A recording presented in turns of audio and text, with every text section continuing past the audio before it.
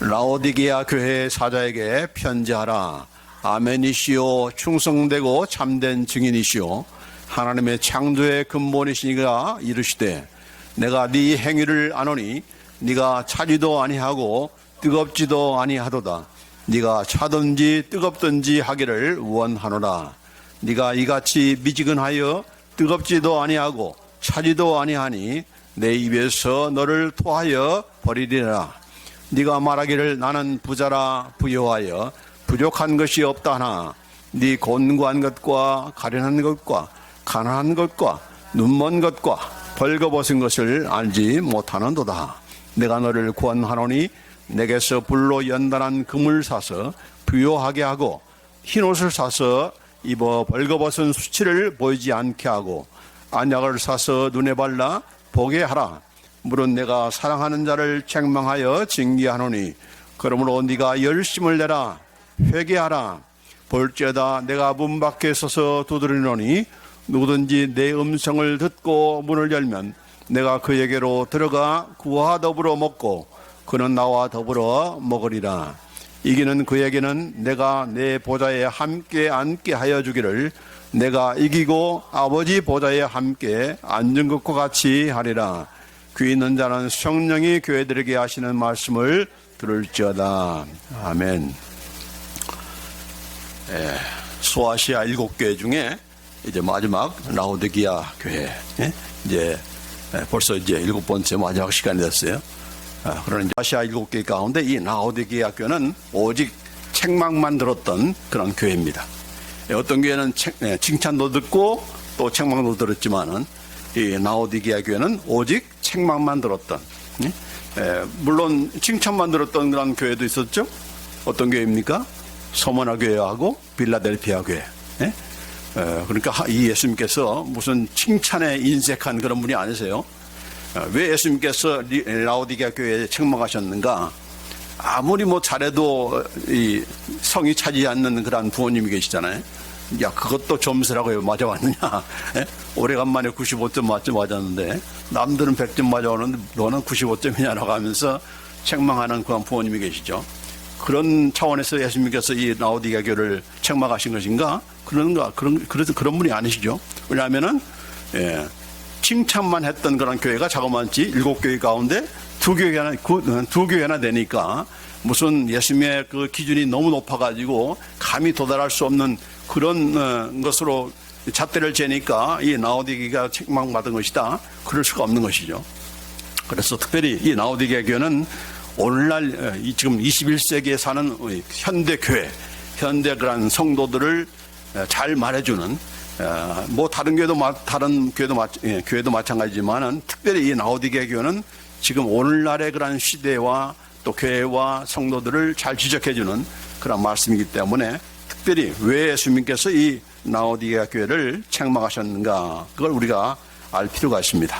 자, 그러기 위해서는 먼저 이 라오디게아 도시가, 왜냐하면 그 도시의 처한 그 상황이 그 믿음 생활과 굉장히 연관이 있고, 거기에 관련한 그런 말씀들을 하시기 때문에 이 라오디게아 교회가 어디에 위치했는가, 이제 시계 방향으로 이제 마지막에 빌라델피아 교회에서 약 40마일 떨어진, 동남쪽으로 40마일 떨어진 그런 곳에 위치하고 있습니다. 그리고 여기 지금 그림, 지금 뭐 다 폐허가 된 그런 곳인데, 이게 막 신전이셨던 그런 터입니다. 굉장하죠, 이 사이즈가. 왜냐하면 이 라오디게아 교회는, 특별히 라오디아 도시는 굉장한 부자들이 살았던 그런 도시입니다. 그래서 이 신전도 뭐 보통 사이즈가 아니에요. 지금 이렇게 몇천 년이 지났는데도 이렇게 이 잔존이지만은 이게 남아있는 것들이 웅장합니다. 그 다음에 이제 조금 이따 말씀드리겠지만은 이 라오디게아 교회는, 라오디게아 도시는 모든 것 다 가졌는데 부족한 게 하나 딱 있어요. 물이 없어, 물이. 그러니까 물이 없으니까 물을 다 이제 끌어오는 그런 것인데, 특별히 그 끌어오는 그런 과정에서 이 라오디게아 도시가 이 석회질이 많아가지고 이 전부 다 하얀 것이 무슨 이 언덕들이 다 하지 않아요? 이 물이지, 이 앞에는 물이고 온천물인데 다 이게 다 석회질이기 때문에 이런 현상이 나타납니다. 그리고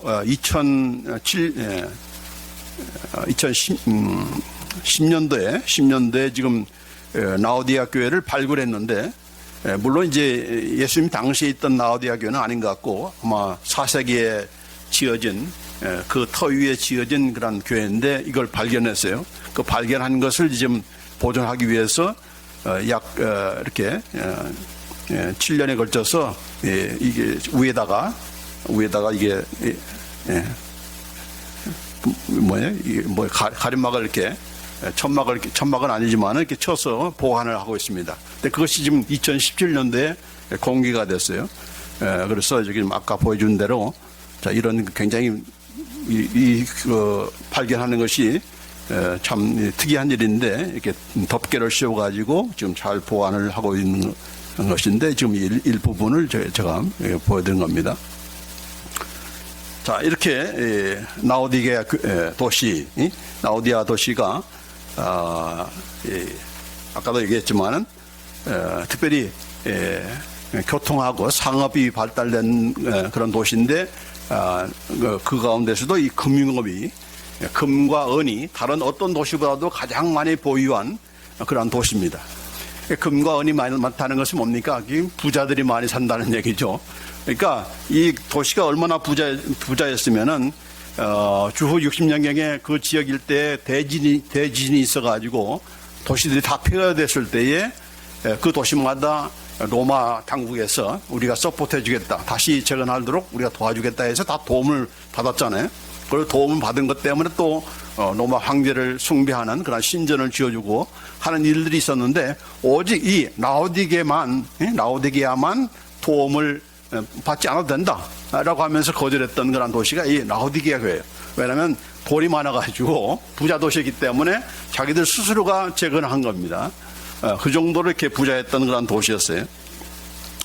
또 이 라오디게아 잘 사는 도시니까 또 병원이 많죠. 병원 시설이 잘 되어 있고 그 가운데서도 안과 병원이 유명했습니다.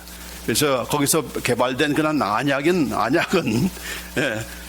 이 눈병에 걸린 사람들을 치료할 수 있는 그런 특이한 그런 이렇게 안약으로 유명한 것이 바로 이 라오디게아다. 또 뿐만 아니라 검은 양들이 많아가지고 양털, 이 양모 또 이 상업이 이렇게 또한 있어서 뭐 부자들이니까 양털옷 얼마나 더 따뜻하겠습니까? 다 이렇게 입고 다니는 이런 부유한 그런 생활을 한 것입니다. 그래서 예수님께서 말씀하시기를 이 라오디게아 사람들이 또 라오디게아 그 성도들도 마찬가지로 교인들도 마찬가지로 나는 부자라 부요하여 부족한 것이 없다. 이렇게 예수님께서 말씀하신 대로 실제적으로 그들은 다 부자였고 부유했고 부족한 것이 없었던 그런 사람들이었고 또 그런 라오디게아 교회 성도들이었습니다. 특별히 무슨 외부적으로 무슨 뭐 핍박이 온다든지 또 내부적으로 뭐 이단이 생긴다든지 또 유대인들이 또 핍박한다든지 이런 일이 전혀 없이 너무나 평화로운, 너무나 아무런 문제가 없는, 그래서 이렇게 뭐 경제적으로도 그렇고 모든 면에서 정말 예수님께서 말씀하신 대로 부유한 그런 신앙생활, 부자다, 부유하다, 부족한 것이 없다라고 하는 그런 삶을 살았던 것이 바로 이 라오디게아 도시였던 것이고 또 그 가운데 있었던 그런 라오디게아 또 교회였던 것입니다. 이 교회가 어떻게 세웠는지 누가 세웠는지 우리가 알 수 없지만은 그러나 사도 바울이 골로새에서 보면은 골로새 교인들에게 당부한 그런 말씀 가운데 이 라오디게아 성도들에게도 문안하라 그런 말씀이 나와요. 그러니까 이 골로새는 바로 이제 옆에 지역인데 이렇게 서로 교통하는 그런 관계를 가졌던 것 같아요. 그래서 이 골로새 이 라오디게아 교회가 골로새 그 편지 쓸 때 언급된 것을 보면은 이런 서로 교제를 하고 있었다는 것을 알 수가 있고 어쨌든 이렇게 가장 부유한 그런 교회 가운데 하나인데 바로 오늘날 21세기에 사는 오늘날 현대 교회들과 상통한 나는 부자다, 부유하다, 부족한 것이 없다. 그러니까 부자고 부유하고 부족한 것이 없으니까 예수님을 찾을 필요가 없죠. 예수님 없이도 하나님 없이도 하나님을 마음껏 해드리고 놀랍게 그 어떤 사람들보다도 어떤 시대보다도 가장 이렇게 외부적으로 외관상을 볼 때는 가장 화려하고 모든 것을 갖춘 그런 시대, 또 그런 교회. 그래서 이 현대 교회에 대한 그런 말씀인 것인데, 이런 라오디게아 교회, 외부적으로는 이렇게 부족한 것이 없는 그런 교회지만은 예수님께서는 무엇만 하셨어요? 책망만 하셨다는 얘기예요. 책망만 하셨다. 자, 이 책망에 앞서서 항상 예수님께서 어떤 분이라는 것을 자신을 소개하잖아요.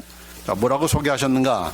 아멘이시오, 충성되고 참된 증인이시오, 하나님의 창조의 근본이시니다 라고 하면서 예수님께서 자신을 그렇게 소개합니다. 아멘이시오라고 하는 그런 말씀, 아멘이라는 말 뜻이 뭐죠? 옳습니다. 그렇습니다. 그것이 진리입니다. 그 말씀대로 되기를 원합니다. 이게 바로 이제 아멘이라는 뜻 아닙니까? 자, 그래서 고린도전서 1장 20절에 보면은 하나님의 약속은 얼마든지 그리스도 안에서 예가 되니, 그런즉 그로 말미암아 우리가 아멘하여 하나님께 영광을 돌리게 되느니라. 하나님의 약속은 반드시 이루어지는 것이니까, 그래서 그 약속을 우리가 들을 때마다 아멘 하고 이렇게 응답하는 거죠. 그대로 이루어질지어다. 그대로 이루어지기를 원합니다. 그런 뜻이잖아요. 그래서 우리가 하나님의 말씀을 들으면서 입 꽉 다물고 아무 반응하는 것이 좋은 것이 아니라 그렇습니다라고 하면서 이렇게 동의하는 그런 아멘, 아멘을 이렇게 하는 것이 본인 스스로에게도 그대로 되기를 원합니다. 간절한 그런 소원을 얘기하는 것이죠. 그러나 또 시시때때로 아멘 크게 해가지고 설교자가 무슨 말을 해야 될지 깜짝 잃어버리는 그런 사람이 돼서는 안 되고 적당하게 하면 되겠습니다. 자, 그런데 이 이사야서 65장 16절에 보면은 이런 말씀이 있어요. 이러므로 땅에서 자기를 위하여 복을 구하는 자는 진리의 하나님을 향하여 복을 구하시오. 복을 구하는 사람이 있으면은 우리 다 복 받기를 원하잖아요. 누구한테 구해야 되는가? 바로 진리의 하나님한테 복을 구해야 된다. 또 땅에서 맹세하는 자는 뭐 사랑 앞에서 맹세하지만은 그 맹세가 얼마나 갑니까? 그러나 하나님 앞에서 진리의 하나님 앞으로 진리의 하나님으로 맹세하라 이렇게 말씀하시는데, 여기 우리말에는 전부 다 진리라고 있고 영어성에도 보면은 The God of the Truth, 진리의 하나님 이렇게 돼 있지만은 원래 뜻은 The God of Amen, 아멘의 하나님이라는 뜻입니다. 원래 뜻은 원래 그런, 그래서 아멘의 하나님, 아멘의 하나님께 구하고 아멘의 하나님께 맹세하라 하는 겁니다. 그 말은 무슨 말이에요? 반드시 이루시는 하나님이라는 얘기죠. 아멘이라는 것은. 그래서 이 아멘이다, 예수님께서 내가 아멘이다라고 하는 것은 나는 반드시 이룬, 내가 한 약속을 지키는 그러한 신실한 하나님이다 하는 것을 보여주는 겁니다. 또 이어서 충성되고 참된 증인이다라고 했습니다. 충성이라는 것은 여기서 말하면 신실하다, 거짓으로 뭐 얘기한다든지 한 말이 오늘 갔다가 또 내일 달라지는 그런 변덕스러운 그런 말씀이 아니라 그 말씀한 대로 그대로 지키시는 faithful한, 믿을만한, 그래서 믿는 것이죠. 우리가 이 사람의 말이 그냥 왔다 갔다 하면 우리가 믿을 수 있습니까? 믿지 못하는 거죠. 변치 않으시는 약속을 지키시는 그런 분이기 때문에 신실하신 분이다라고 말씀하신 것이고, 또 참된 증인이다. 하나님은 누구에 대한 증인입니까? 성부 하나님이 누구시다는 것을 보여주기 위해서, 말씀하시기 위해서 이 땅에 오신 것이죠.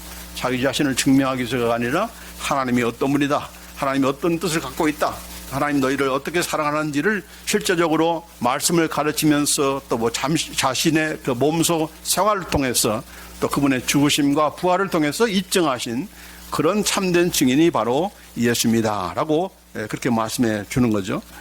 그러면서 하시는 말씀이 뭡니까? 하나님의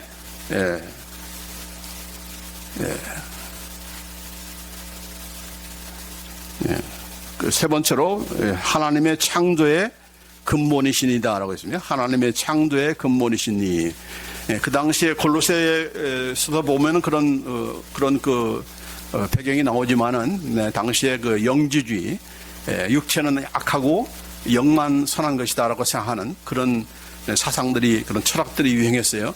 그렇기 때문에 예수님도 이런 육신의 몸을 입고 왔다. 육신이 더러운 건데 어떻게 육신의 몸을 입냐라고 하면서 예수님의 그런 인성을 부인하는, 그러다 보니까 또 예수님의 신성까지도 이렇게 부인하는 그런 일이 많은데, 예수님은 피조물이 아니야, 단순한 인간이 아니야. 그분은 모든 것을 창조하신 그런 창조주 하나님이다 하는 것을 보여주는 것이고, 뿐만 아니라 예수님은 우리를 예수 안에서 성령님을 통해서 새롭게 재창조하시는 새로운 피조물로 만드시는 그런 분이시다라고 하는 것을 보여주는 것이 바로 내가 하나님의 창조의 근본이시다, 새롭게 만드는 그런 근본이시고, 또 더군다나 무엇을 새로 창조하십니까? 이 땅에 교회를 세우신 분이 바로 예수님이잖아요.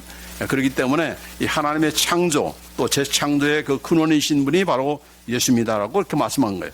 왜 예수님께서 이렇게 라오디게아 교회에게 아멘이시고 신실하시고 또한 참된 증인이시며 또 하나님의 창조의 근본이시라고 이렇게 말씀하시는가? 그 이유가 있어요. 지금 예수님께서 이제 라오디게아 교회를 책망하실 거지만은, 책망하시는 이유가 책망을 통해서 너희들을 혼내겠다 그런 목적이 아니시고, 왜 책망하는가? 너희들을 다시 살리기 위해서, 내 약속대로 다시 이루기 위해서, 다시 하나님의 자녀답게 또 하나님의 성도답게 세우기 위해서 여전히 신실하게 약속을 변치 않기 때문에 그가 택하신 자를 끝까지 인도하시는 그런 분이라는 것을 보여주기 위해서, 너희들 낙심하는 것이 아니라 또 새롭게, 정말 새로운 피조물로서 또 하나님의 자녀답게 성도답게 가꾸시고 다듬으시고 그런 가운데서 책망하시는 것이다 하는 것을 보여주기 위해서 이렇게 말씀하신 것이죠. 자, 그래서 이제 첫 번째로 예수님께서 무엇을 책망하시는가? 우리가 많이 들은 그런 내용 가운데 하나죠. 뭡니까? 바로 너희가 차지도 아니하고 뜨겁지도 아니하도다. 네가 차든지 뜨겁든지 하기를 원하노라. 네가 이같이 미지근하여 뜨겁지도 아니하고 차지도 아니하니 내 입에서 너를 토하여 버리리라. 이렇게 말씀하시는 거예요. 자, 여기 예수 믿을 때 우리가 어떻게 해야 될 것인가? 뜨겁게 믿어야 된다, 차게 믿으면 안 된다, 이런 말씀을 우리가 많이 사용하잖아요. 예수 믿을 바야 화끈하게 믿어야 되는 거지, 이렇게 뜨뜻미지하게 그렇게 믿을 바에는 믿지 않는 게 나아, 이렇게 우리가 말을 할 수는 있지만, 그러나 예수님께서 이런 말씀을 그런 식으로 말씀하시겠습니까? 야, 나 믿을 바에는 좀 화끈하게 좀 믿어. 그렇지 않으려면 관두어. 예수님께서 관두라는 말을 할 수 있어요? 차게 믿을 바에는 믿지 마라, 그런 말씀 할 수 있습니까? 예수님께서 할 수가 없는 거죠. 우리는 할 수 있지만은, 자녀들이 말을 안 듣면은, 너 내 말 안 들으면 집에 나가, 이럴 때 그 부모님의 마음이 너 집에 나가라는 것이 목적입니까? 아니요, 내 말을 들으라는 것이 목적이잖아요. 그렇기 때문에 뜨겁든지 차갑든지 하기를 원한다, 미지근한 거 나는 토해내겠다라고 하는 것만은, 말씀은 예수님께서 뜨거워지기를 원하시는 그런 각도에서 하시는 말씀이다라고 우리가 많이 그렇게 해석을 하잖아요. 그렇죠?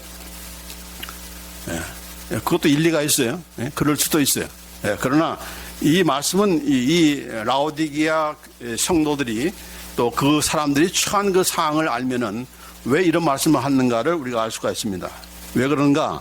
바로 아까도 얘기했지만은 라오디게아는 물이 없어가지고, 물을 어디서 끌어오는가? 바로 위쪽에서는 히에라볼리라는 그런 온천 도시가 있습니다. 그래서 온천 도시니까 물이 뜨거운 거죠. 그래서 이렇게 온천 도시에서 물을 이제 끓여서 이렇게 긴 거리에 이렇게 끌어오는 것이니까, 수도관을 통해서 오는 거니까, 이것이 이 라오디게아까지 도착하게 되면 이게 미지근한 그런 물이 돼버린 거예요. 더군다나 이 아까도 봤지만은 석회질이 많이 있기 때문에 물도 미지근해지고 석회질이 있으니까 이게 마시면 어떻게 됩니까? 이 마실 수가 있어요? 토해낼 수밖에 없는 거죠. 그러니까 미지근한 상태에서 내가 있으면은 내가 토해내기라 하는 그런 말씀을 예수님께로 들을 때는 이 라오디게아 성도들은 다 이해할 수가 있는 거예요. 왜냐하면 그것이 현실이니까, 실제적으로 그런 그 현상들이 지금 나타나고 있으니까 그런 상태를 지금 얘기한 것이다라고 볼 수가 있는 겁니다. 자, 차갑다는 말은 그런 물 가지고는 먹을 수가 없잖아요. 그러니까 골로새, 바로 옆에 있는 골로새에서부터, 그 골로새는 굉장히 맑고 차가운 그런 물이 있는 그런 도시이기 때문에 거기서부터 이제 물을 끌어오는 거예요. 그러나 이제 물을 또 장거리니까, 긴 거리에서도 끌어오니까 이제 라오디게아에 도착하면 어떻게 돼요? 미지근한 물이 되는 거예요. 차가운 물이 미지근한 물이 되는 겁니다. 시원한 물을 마시고 싶은데 이 미지근한 물이 됐으니까 요즘 같은 한여름에 차가운 콜라를 차가운 맥주를 한번 마시려고 했는데 이게 차가워지지 않는 상태에서 마시면은 병을 따면은 이게 만약 콜라의 그런 김 빠진 그런 콜라를 마시는 것 같은, 이게 마셔도 시원하지 않는 것이죠. 바로 그것을 지금 얘기한 겁니다. 그러니까 뜨겁든지 차갑든지 하라는 말은 뭡니까? 뜨거운 온천물이 되든지 그래야 그것이 우리가 이렇게 유익한, 우리가 사용할 수 있는 것이 되는 것이고, 차가운 골로새에서 이렇게 보낸 그런 차가운 물이 돼야 마실 수 있는 물이 되는 거 아니냐. 그러니까 뜨겁든지 차갑든지 하라. 그럼 그 말은 바로 이 온천물과 골로새의 차가운 물을 지금 얘기한 거예요. 그러니까 그 나름대로 다 필요가 한 것이죠. 다 쓸모가 있는 거예요. 그렇죠? 차갑다고 해서 쓸모가 없는 것이 아니고, 이것은 식수로 필요한 것이고, 이거는 온천물로서, 또 때는 공용수로, 생활용수로 쓰는 것이니까 그렇게 나름대로 그런 필요가 있는 것인데, 이 미지근한 물은 아까도 얘기했지만 미지근한 것은 먹지도 못하니까 그냥 입에서 들어가면 토해날 수밖에 없는 그런 상태가 되는 것이다 라고 하면서 그렇게 예수님께서 말씀하신 거예요. 그러니까 그런 차원에서, 그런 배경하에서 이 말씀을 우리가 이해하는 것이 중요한 것이고, 자, 그렇다면 미지근한, 이런, 결국은 미지근한 눈에 보이는 그런, 마시는 물 가지고 좀 얘기한 것이 아니니까, 지금 영적인 상태를 얘기한 거 아니에요? 무엇이 미지근한 그런 영적인 그런 상태인 것인가? 그걸 우리가 알아야 예수님께서 말씀하신 의도를 우리가 놓치지 않게 되는 거죠. 자, 무엇이 미지근한 상태인가? 그것은 바로 그 다음에 있는 말씀을 통해서 우리가 알 수가 있습니다. 자, 17절 말씀에 네가 말하기를 나는 부자라 부요하여 부족한 것이 없다 하나 네 곤고한 것과 가련한 것과 가난한 것과 눈먼 것과 벌거벗은 것을 알지 못하는도다 라고 말씀했어요. 여기 보면은 전부 다 이 라오디게아 도시 사람만이 아니고 라오디게아 교회의 그런 성도들도 마찬가지로 우리는 부자다, 부요하다, 부족한 것이 없다. I am rich and have become wealthy and have need of nothing. 아무것도 필요가 없어요. 그 말은 무슨 말입니까? 예수님의 도움도 필요 없다는 얘기예요. 하나님의 도움도 필요 없다는 얘기 아닙니까? 우리는 돈이 있어. 무엇인지 우리가 맘만 먹으면 할 수가 있어. 이런 상태가 되니까, 이렇게 풍요로우니까, 그럼 예수님 없이 교회를 섬기고 하는 거죠. 하나님을 위해서 일한다고 하는 것입니다. 예수님께서 아까 말했죠. 내가 너희들의 행위를 안다 했습니다. 아무 일도 안 하는 그런 교회가 아니었어요. 부자예요. 자, 마찬가지로 결국은 뭡니까? 예수님 없이 하겠다는 그런 생각. 이게 바로 신앙이 미진한 그런 상태인 것이고, 또 하나님의 예수님의 책망을 듣게 된 그런 이유인 것이죠. 이건 오늘날 현대교회와 마찬가지입니다. 그렇죠? 왜 성도들이 기도를 안 합니까? 부족한 것이 없으니까. 내가 다 돈으로 해결할 수 있고, 내가 어떤 도움자를 구해서 또 해결할 수 있기 때문에 구태여 예수님께 나와서, 하나님께 나와서 기도할 필요가 없는 거예요. 그러나 사람이 할 수 없는 것들을 다 하게 되면은, 그런 일을 처하게 되면 하지 말라고 해도 할 수밖에 없는 거죠. 그렇죠? 그래서 이런 부자하고 부유한, 부족함이 없는 그런 상태, 하나님 없이 할 수 있는 그런 상태라는 것이 그게 마냥 좋은 것이 아니다는 얘기예요. 우리가 풍족하고 이렇게 살아가는 것이 마냥 좋은 게 아니에요. 왜냐하면 어떤 가장 빠지기 쉬운 것이 뭡니까? 하나님 없이 해보려고 하는 그런 상태에 빠지기 때문에. 목사도 마찬가지고, 교인도 마찬가지고, 교회도 마찬가지고, 전부 다 돈으로 해결하려고 하고, 하나님의 도움 필요치 않고, 또 기도할 필요도 없고, 이런 상태가 되는 것이 가장 지금 예수님께서 책망하실 그런 이유가 되는 것이고, 근거가 되는 겁니다. 그렇죠? 하나님은 우리와 함께 교제하기를 원하시고, 우리와 함께 동행하기를 원하시지, 너희들이 잘 나한테 예배당 크게 지어주고 성도들 많이 이렇게 하나 앞에 데려오고 하면은 내가 그냥 그것으로 만족하면 좋아할 줄 아느냐, 그게 천만의 말씀이라는 얘기죠. 예수님 그걸 원치 않는다는 얘기죠. 더군다나 이제 이렇게 주님께 나오고 또 주님을 만나고 하는 그런 기쁨보다도, 그런 맛보다도 이 세상 살아가는 그런 맛이 더 들려가지고 거기에 취해가지고 거기에 취하다 보니까 예수님께 대한 그런 매력도, 교회에 대한 그런 매력도 없어지는 거예요. 예? 예. 이전 목사의 설교를 듣는 그런 매력도 없어지는 거예요. 예? 예? 그래? 관심이 없는 겁니다. 왜냐하면 내 관심을 다 충족해주는 것들이 다 있기 때문에. 예? 그것이 바로 영적으로 미진하게 된 그런 이유가 된 것입니다. 그래서 이런 영적인 그런 자만에 빠지게 된 것이죠. 예? 그래서 여기 우리는 부자다, 부유하다. 예? 예, 더군다나 이 라오디게아 교회는 자만심에 빠질 수 있는 것이 세 가지가 있었다고 했죠. 바로 금융업, 예? 금은이 풍부하고 금융업이 발달된 그런 그 도시였기 때문에, 더군다나 이제 또 병원들이 많고 특별히 안약을 이렇게 개발해서 가지고 있기 때문에, 또 더군다나 이제 양모 공장이 있어서 추위에 뜰 필요가 없는 그런 양털 옷으로 이렇게 풍요함을 누리고 있기 때문에, 그러나 이제 예수님께서 하시는 말씀이, 야, 그것이 정말 너에게 풍요로움을, 영적인 그런 풍요로움을 약속해 가져오는 거야? 아니다는 얘기죠. 뭐라고 했습니까? 너희들의 가난한 곤고한 것과, 너희는 부자라고 하지만은 너희야말로 곤고하고 가련하고 가난한 자야 라고 이렇게 말씀하십니다. 너희는 안약이 있다고 이렇게 자랑하는데 너희들의 눈은 멀었어. 영적인 눈들이 다 멀어버렸어. 그렇게 말한 겁니다. 너희들은 양털옷을 입고 있다고 하면서 이렇게 부족함이 없다고 하는데 너희는 완전히 영적으로 벌거벗은 자야. 그러니까 자기 죄를 짓는 것도 모르고 그 죄를 지으면서 수치스러운 것도 모르고 그런 상태가 되는 거예요. 동성애가 뭐가 잘못이냐? 벌거벗은 것을 자랑하는 것이죠. 이것을 알지도 못하는 그런 시가 되는 겁니다. 그래서 여기에 대해서 예수님께서 책망하시면서 책망만 하는 것이 아니라 이제는 그것을 그 영적인 그런 그 책망에서 끝나지 않고 그걸 어떻게 해야 되는지를 구체적으로 예수님께서 처방을 이렇게 말씀하고 있는 것입니다. 여기 뭐라고 했습니까? 너희들은 부자라고 이렇게 하는데 불로 연단한 금을 사서 부유하게 해야 된다 합니다. 눈에 보이는 뭐 달러를 가지고 있고 뭐 돈을 가지고 있고 금화를 가졌다고 해서 그게 부자인 것이 아니고, 그것은 순식간에 어떻게 될지 모르는 거죠. 또 오늘 있다가도 없는 사람들이 없는 것이 바로 물질이니까.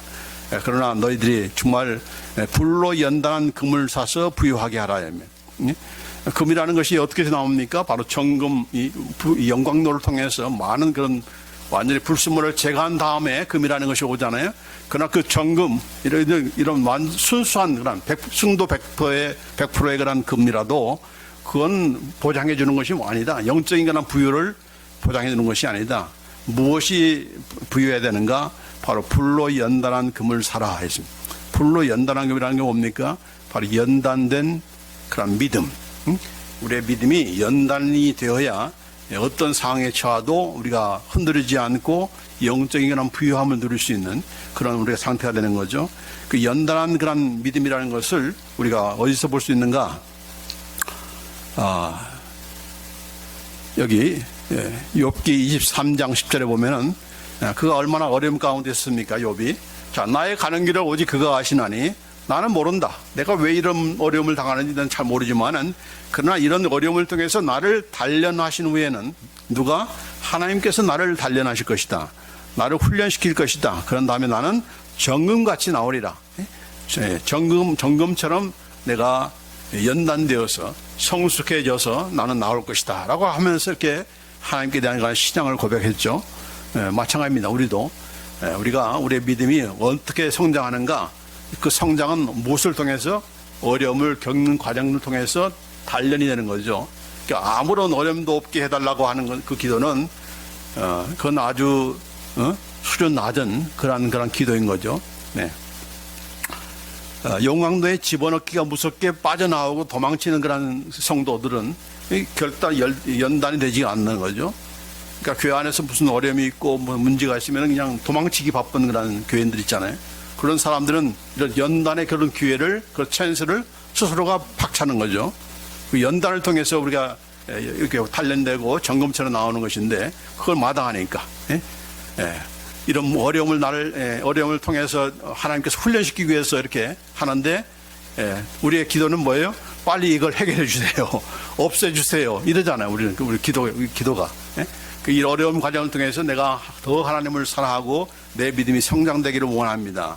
이건 어떻게 오는 건지 모르지만 내가 잘못해서 온 건지 모르지만은 그러나 이런 과정을 통해서 내가 연단될 걸 믿습니다. 하나님은 왜냐하면 나를 사랑하시기 때문에 나를 이 과정에서 내버려 두신 건 분이 아니기 때문에 반드시 나를 더 연단시켜서 더 성숙되는 모습으로 나를 만들어내실 것입니다. 그에 대한 확신, 이게 바로 욕과 같은 그런 신앙이 우리에게 필요한 거죠. 그게 바로 불로 연단할 금보다도 더 귀한 그런 부유함이다 라고 이렇게 예수님께서 말씀하신 겁니다. 베드로전서 1장 7절에도 베드로도 얼마나 연단 많이 받았습니까? 이 잘난 체 많이 하다가 얼마나 많이 당했습니까? 많은 그런 시련을 통해서 연단된 거죠. 어떤 이런 이 베드로가 그런 고백을 합니다. 너희 믿음의 시련이 불로 연단하여도 없어질 금보다도 더 귀하여. 이 믿음의 시련을 통해서 우리의 믿음이 연단되는 것은 이건 완전히 정금보다도 더 귀한 것이다 이렇게 말했어요.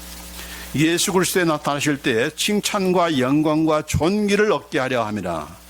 예수님께서 재림하실 때 그분 앞에 설 때 우리가 예수님에 관한 칭찬을 받고 더 영광 가운데 더 존귀한 모습으로 우리가 서게 될 것이다. 뭘 통해서? 믿음의 연단을 통해서. 그래서 이 믿음의 연단, 이것은 어떤 그런 정금보다도 어떤 금은보다도 더 귀한 것이다라고 하는 것을 지금 말씀하고 있는 것이죠. 바로 이것을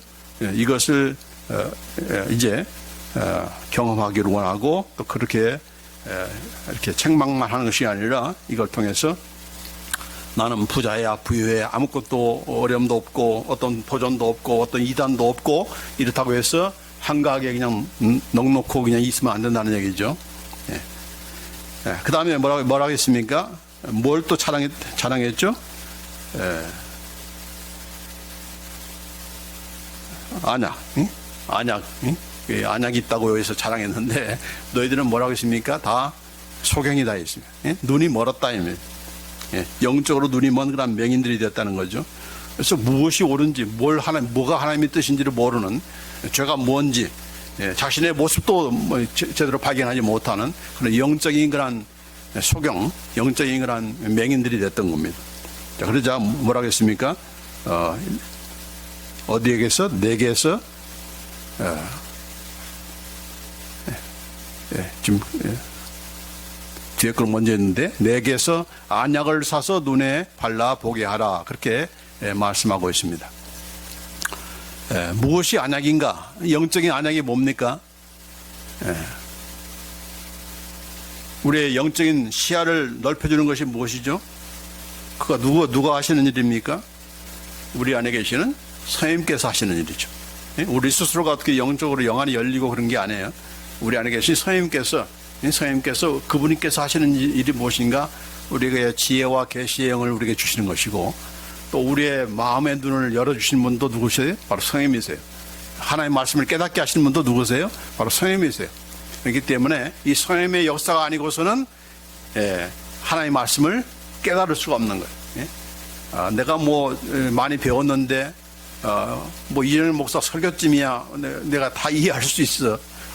understand 이렇게 생각할지 모르지만은 그게 아니다는 얘기죠. 평범한 말임에도 불구하고 깨닫지 못하는 그런 예수님 당시에 그런 사람들과 마찬가지로 성령님께서 열어주셔야 그 말씀을 하나의 말씀으로 듣고 깨닫고 하는 일들이 있게 되는 겁니다. 그래서 이런 말씀을 하는 거예요. 지금 순서가 바뀌어져 가지고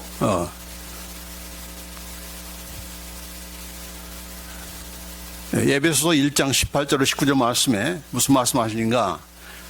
이 사도 바울이 에베소 성도들에게 한 그런 기도입니다.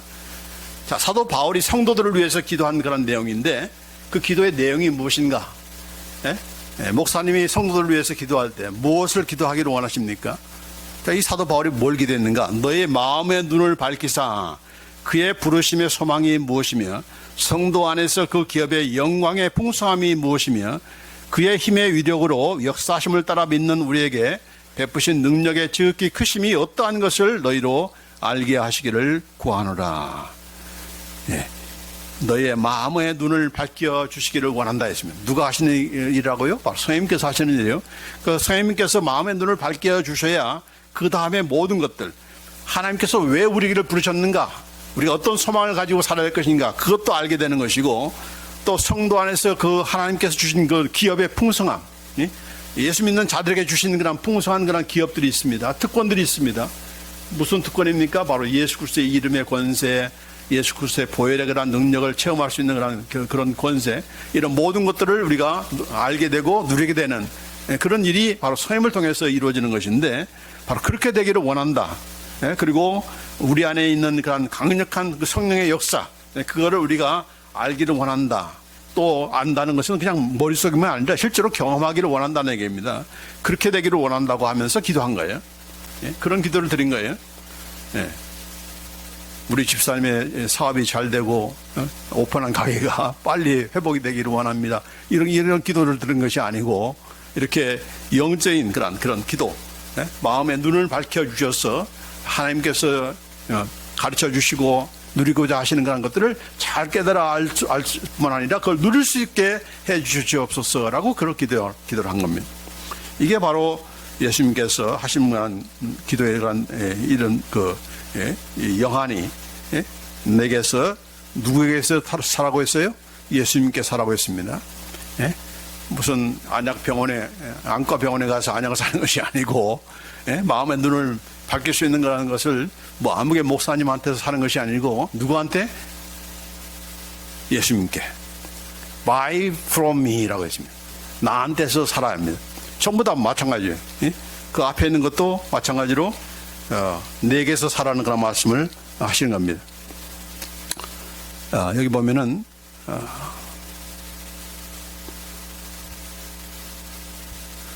자, 3장 18절에 내가 너를 권하노니 내게서 불로 연단한 금을 사서 부유하게 하고, 내게서 사서 흰옷을 사서, 누구한테? 내게서, 예수님께로부터 흰옷을 사서 그 흰옷을 입어가지고 벌거벗은 수치를 보이지 않게 하고, 또 안약을 뭐라고 했어요? 사서, 누구한테? 예수님께 사서 눈에 발라 보게 하라 했습니다. 전부 다 걸리는 겁니다. 누구한테? 예수님께 산다는, 다른 누구한테 가지 말라는 얘기죠. 누가 주는 것이 아니다는 얘기죠. 이런 영적인 그런 부유함, 연단하는 그런 믿음 역시도 예수님께로부터 오는 것이다. 예수님께로부터 오는 것이다. 또 우리의 벌거벗은 그런 수치도 예수님께로부터 흰 옷을 입어서 이렇게 가려야 되는 것이고, 안약도 마찬가지로 예수님께로부터 산다는 것. 그래서 전부 다 예수님께로 사는 것이다. 왜냐하면 라오디게아 교회는 자기들이 다 가지고 있었잖아요. 자기들이 도시에 살기 때문에, 그 도시에, 부자의 그 도시에 살기 때문에 그런 혜택을 누리게 됐는데, 그렇게 얻어지는 것이 아니다는 얘기죠. 자, 그 다음에 지금 중간에 빠진 것이 뭡니까? 바로 흰 옷을 사서 이렇게 너의 수치를 가려라고 이런 말씀을 하십니다. 자, 흰 옷이 무엇인가? 오늘 흰 옷 입고 오신 분들이 많은데 어디서 사셨습니까? 그런 뜻이에요. 흰 옷을 입어라. 그래서 목사님들 가운데 이 하얀 그 정장을 입는 사람도 있잖아요. 구두까지도 하얀 백구두로 흰 구두로 입는 사람 있잖아요. 또 기도원에 가면은 권사님들이, 원장님들이 전부 다 하얀 그런 한복을 입잖아요. 그런 뜻에서 흰 옷을 입으라는 것입니까? 예수님께서 흰 옷을 입으라는 것은 뭡니까? 우리의 죄를 다 용서해 주시는 그런 의로운 옷, 거룩한 옷, 예수님께서 의롭다 하고 칭해 주시는, 예수를 믿는 자에게는 예수님께서 우리를 더 이상 죄인이 아니고 의인으로 덧입혀 주신다. 그래서 칭의, 의롭다고 여겨 주신다라고 하면서 그걸 표현을 흰 옷을 입힌다는 그런 말씀 하잖아요. 그런 뜻에서 얘기하는 거죠. 예수님을 믿어야 우리가 죄인이 의인이 된다 하는 것을 얘기하는 것인데, 그 의인이 됐다는 것을 흰 옷을 입은 것으로 얘기한 겁니다. 근데 겉옷만 휘어지는 것이 아니고 우리가 속까지 다 휘어져야 되는 것이죠. 그리고 이 흰 옷은 얼마나 또 더러워집니까? 그렇죠? 더러지기 쉬운 거예요.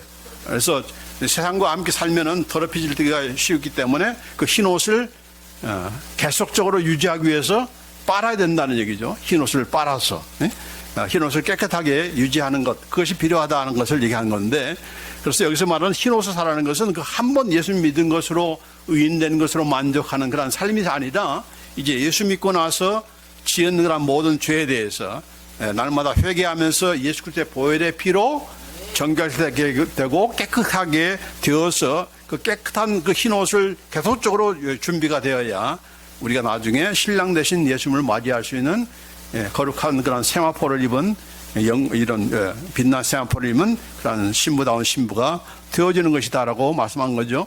자, 요한계시록 7장 13절에 보면은 이 천국에 영원한 그 천국에 있는 그런 있어지는 그런 내용들을 얘기하는 거죠. 자, 장로 중 하나가 응답하여 되게 이르되 이 흰옷 입은 자들이 누구며 어디서 왔느냐 그렇게 물었어요.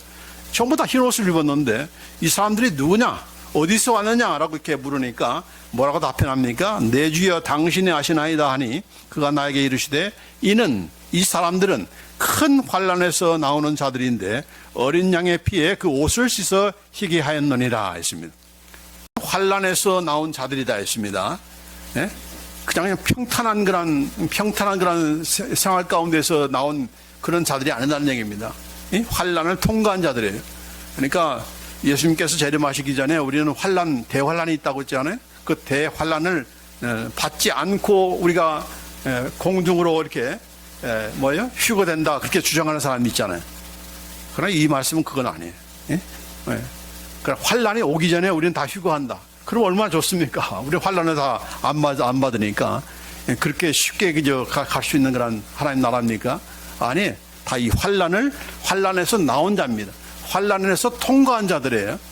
통과하는 자들입니다. 그리고 이들은 누구예요? 어린 양의 피, 바로 예수님의 피에 그 옷을 씻어서 희귀한 자들이다라고 말씀하셨습니다. 왜냐하면 예수님의 피는 정결케 하는, 깨끗케 하는 그런 파워가 있기 때문에. 그렇죠? 예수님의 피는 우리의 죄만 씻어주는 것이 아니고 우리의 모든 그런 생활 속에서 우리가 때로는 더러운 생각, 더러운 그런 입술, 더러운 그런 우리의 몸만이 아니고 이런 모든 것들 다 병도 뭡니까? 다 더러운 거죠. 암이 뭡니까? 이게 다 더러운 거 아닙니까? 그것도 무엇을 통해서 씻어야 되는가? 예수님의 보혈의 피를 통해서. 주사만 맞지 말고 예수님의 보혈의 피로 우리가 씻을 수 있는 그런 권세가 있기 때문에 이건 누구한테 준 거예요? 저와 여러분에게 준 거예요. 예수님을 믿는 자들에게 주신 거예요. 그렇기 때문에 이 예수님의 보혈의 피를 통해서 우리가 그 피는 어떻게 하라고 했습니까? 특별히 뿌려서 정결케 하는 것입니다. 예전에 그 성전에서 다 구약시대에 보면은 다 제사장들이 그 피를, 짐승의 피를 다 이렇게 빼가지고 그 피를 뿌려서 정결케 했다는 것을 얘기하는 거 마찬가지로 우리도 역시도 우리를 뿌리는 겁니다. 아니, 예수님의 피가 어디 있습니까? 근데 뭘로 우리가 뿌리는 겁니까? 믿음으로. 우리가 믿음으로 뿌리는 거예요. 그래서 예수님의 보혈의 피를 뿌리노니 정결케 될지어다. 나의 더러운 생각, 더러운 입술, 더러운 그런 모든 병균들, 암덩어리 다 예수님의 보혈의 피로 뿌리노니 정결케 될지어다. 깨끗게 될지어다 하면서 그렇게 뿌릴 때에 희게 되는 것이고, 뿐만 아니라 이것이 바로 이제 우리의 옷을 계속적으로 희게 유지할 수 있는 그런 비결인 것이죠. 자, 전부 다 뭐라고 했어요? 전부 다 내게서 예수님께로부터 사라고 했습니다. 그러면서 하시는 말씀이 3장 19절에 무릇 내가 사랑하는 자를 책망하여 징계하노니 그러므로 네가 열심을 내라 회개하라 그렇게 말씀하십니다. 왜 예수님께서 이렇게 책망하시는가? 때리는 것이 맛이 있어서 그런 것인가? 때리는 맛으로 이렇게 하는 것인가? 그게 아니다는 얘기죠. 사랑하기 때문에 너희들을 책망하는 거야 그렇게 말씀합니다. 사랑하는 자를 책망하고 사랑하기 때문에 징계하는 것이지 내가 너희들을 때리고 싶어서 그 때리는 희열 가지고 느끼고자 너희를 지금 책망하는 것이 아니야라고 그게 말씀하는 겁니다. 그래서 여기에 히브리서 12장에 보면 이런 말씀이 있잖아요. 너희가 참으면 징계를 받기 위함이라 하나님이 아들과 같이 너희를 대우하시나니 어찌 아버지가 징계하지 않는 아들이 있으리요 징계는 다 받는 것이거늘 너희에게 없으면 사생자요 친아들이 아니리라. 이 징계라는 말을 우리가 때린다, 매라고 생각하니까 자꾸 이 말을 우리 이해를 못하는 거죠. 너희가 참아야 되는 것은 막기 위함이다. 이렇게 해석하기 쉽죠. 이 징계라는 말 뜻이 뭔가 바로 son making, 아들 만들기입니다. 아들 만든다는 것은 아들을 지금 새로 낳는다는 얘기가 아니고 아들다운 아들로 만드는 그것이 바로 이 징계라는 뜻이에요. 여러분, 내가 자식만 낳은 것으로 끝난 게 아니잖아요. 부모 역할은 뭡니까? 내 아들다운 아들로 만들기 위해서 훈련하는 겁니다. 그죠? 이렇게 징계도 하고, 너 그렇게 하면 안 돼. 말할 때는 이렇게 해야지. 라고 하면서 이렇게 가르치고 하는 이유가 뭡니까? 아들다운 아들로 만들기 위해서죠. 딸다운 딸들로 만들기 위해서 그런 거 아닙니까? 마찬가지로 왜 예수님께서 우리에게 징계하시는가? 왜 두아디라 교회를 이렇게, 라오디게아 교회를 이렇게 책망하시는가? 하나님의 교회답게, 또 하나님의 그런 백성답게, 예수님의 그 제자답게, 성도답게 바로 사라고, 바로 돌이키라고, 그걸 아들다운 아들로 만들기 위한 그런 차원에서 사랑하기 때문에 하는 것이지, 만약에 너희들이 내 아들이 아니라면 그렇게 할 필요가 없죠. 옆집 아들한테 그렇게 할 필요가 있습니까? 그랬다가는 괜히 고소당하죠. 자, 그래서 이렇게 하시는 거란 말씀인 것이고, 그러는 가운데서 이제 시간이 많이 갔지만은, 자, 요한계시록 3장 20절 말씀에 우리가 잘 아는 말씀입니다. 한번 같이 읽습니다. 시작. 볼지어다 내가 문 밖에 서서 두드리노니 누구든지 내 음성을 듣고 문을 열면 내가 그에게로 들어가 그로 더불어 먹고 그는 나로 더불어 먹으리라. 그래서 저기 지금 액자도 있고 여기 지금 스크린에 나와 있죠. 많이 우리가 보는 그런 성화죠. 예수님께서 밖에서 노크를 하는 것입니다. 왜 밖에서 놓고 합니까? 예수님을 쫓아냈기 때문에. 들어오지 마십시오. 예수님 필요 없습니다. 예수님 없이도 우리는 할 수 있습니다. 그랬던 자들이기 때문에 이 라오디게아 교회가, 우리도 마찬가지죠. 지금은 들어올 때 아닙니다. 잠깐 나가 계십시오. 이런 성도들이 얼마나 많습니까? 예수님은 그런 분이 되기를 원치 않다는 얘기죠. 예수님은, 우리가 예수님을 믿을 때는 그분은 우리의 죄로부터 구원하시는 구원자로만 믿는 것이 아니고 그분은 우리의 주인이십니다. 우리의 왕이십니다. 우리의 로드, 주님이십니다. 그분의 명령 따라서 그분의 하시는 말씀대로 내가 따르겠다는 그런 선언이 바로 내가 예수 믿는다는 뜻이 아닙니까? 근데 그 예수님은 이렇게 들어오셔서 자리만 차지하고 계시는 분이 아니라 함께 교제하기를 원하시는 분이다. 여기 문을 열면 내 음성을 듣고 너희가 문을 열면 내가 걸어 들어가서 너와 더불어서 이렇게 사귐을 갖고 함께 나누기를 원한다. 처음 보는 사람들끼리 서로 식사하는 것은 얼마나 어색합니까? 그렇죠? 먹은 것도 티할 때가 있잖아요. 여기 예수님께서 뭘 하기를 원하세요? 나는 너희들과 교제하기를 원해. 너와 대화하기를 원해. 그런 사귐을 원한다는 것을 얘기한 겁니다. 그런데 너희는 예수님 필요 없다고 나가라고 해? 그렇다고 해서 예수님께서 영원히 나가십니까? 그러면 완전히 다 이거 망하는 건데. 그렇게 다시 또 돌아오셔가지고 계속해서 문을 두드리는 거죠. 오늘도 말씀을 통해서 우리한테 문을 두드리는 것이고, 계속적으로 문을 언제까지? 열 때까지. 열 때까지. 교제할 때까지 계속적으로 문을 두드리는 것입니다. 그럼 우리 예수님이 되지 않기를 원합니다. 밖에 내쫓는 그런 예수님을 다시 마음에 모시고 그분께서 교제하기를 원하시고, 그 교제는 그냥 나만 잘 대접하라는 그런 교제가 아니잖아요. 같이 쉐어하자. 내가 가지고 있는 것을 내가 너희한테 나눠주마. 예수님을 통해서 우리가 아까도 얘기했지만은 불로 연다는 그런 금보다도 더 귀한 그런 믿음의 연단을 예수님께로부터 사야 되는 것이고, 이렇게 우리가 어떤 존재인지, 내가 어떤 존재인지, 하나님 나라에 대한 그런 내 영안이 열려 있는지 이런 것도 전부 다 예수님을 통해서만 살 수 있는 것이고, 내 죄의 문제도 마찬가지로 해결할 수 있는 것은 바로 예수님을 통해서, 예수님의 그 보혈의 피를 통해서만 가능하기 때문에 전부 다 buy from me, 나를 통해서 사야 된다. 나를 떠나서는 너희가 아무것도 할 수 없다 하는 말씀이 요한복음에 있잖아요. 마찬가지로 우리 성도들 가운데, 또 교회도 마찬가지입니다. 오늘날도 예수님 없이 살아보려고 하는 그런 자들, 이런 자들을 예수님께서는 그냥 넘어가시는 분이 아니시다. 언제까지? 우리가 들어올 때까지, 우리가 영접할 때까지, 문을 열어올 때까지 계속적으로 문을 두드리시는 분이시다. 그렇다고 해서 예수님께서 그냥 문을 뻥 차고 이렇게 문을 때려 부시고 그냥 들어오시는 그런 예수님이 아니세요. 그런 예수님이라면은 어떻게 되십니까? 더 우리가 잘 믿을까요? 예수님은 그런 총칼을 들이대면서 나 안 믿으면 너 죽여, 이런 윽박지르는 그런 예수님이 아니세요. 계속적으로 무너뜨리는 겁니다. 좋은 말 할 때 문 열어 이런 예수님, 지금 좋은 말 하고 계실 때 우리가 말 잘 듣는 것이 우리가 유익한 거죠. 아멘. 그 지점에 마음만 하지 마시고 이제 마지막으로 진짜 마지막 요한계시록 3장 20절 말씀 다 같이 한번 읽습니다. 자, 이기는 그에게는 내가 내 보좌에 함께 앉게 하여 주기를, 내가 이기고 아버지 보좌에 함께 앉은 것 같이 하리라.